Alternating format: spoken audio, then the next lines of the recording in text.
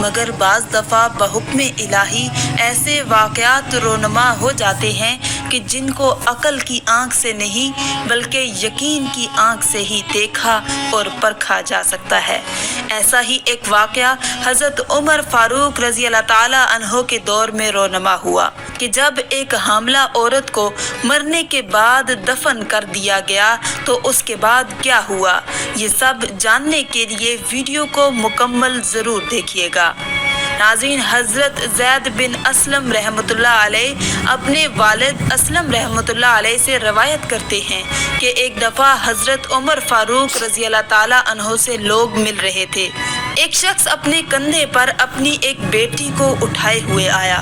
جب حضرت عمر فاروق رضی اللہ تعالیٰ عنہ نے ان دونوں کو دیکھا تو فرمایا کہ ان باپ بیٹی کی طرح میں نے کسی کو بھی ایک دوسرے کے اتنے مشابہ نہیں دیکھا۔ اس شخص نے یہ سن کر کہا، باخدا اس کی ماں نے اس بچی کو موت کے بعد جنم دیا ہے۔ جب حضرت عمر فاروق رضی اللہ تعالیٰ عنہ نے یہ سنا تو حیران ہوتے ہوئے فرمایا، کیا کہتے ہو، کیسے ممکن ہے؟ اس شخص نے کہا کہ واقعہ دراصل یہ ہے کہ فلاں جنگ میں اس کی ماں کو حاملہ چھوڑ کر جانا پڑا۔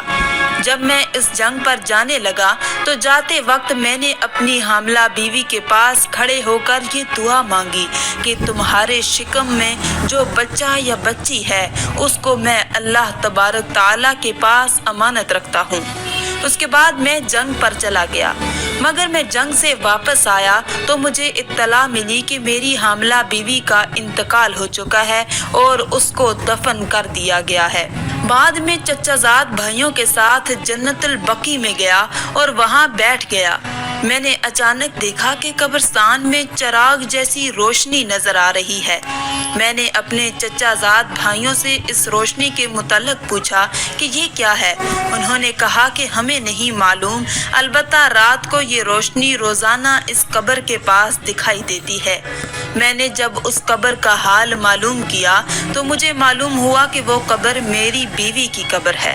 لہٰذا ایک رات میں اپنے ساتھ کچھ کھدائی کے آلات لے کر قبر کی طرف چل پڑا کہ قبر کو کھود کر دیکھتا ہوں کہ یہ روشنی کا کیا معاملہ ہے۔ میں قبر کے پاس گیا تو دیکھا کہ قبر خود بخود کھلی ہوئی ہے اور یہ بچی اپنی ماں کی گود میں بیٹھی ہوئی ہے۔ میں اس بچی کے قریب گیا تو غیب سے مجھے آواز سنائی دی۔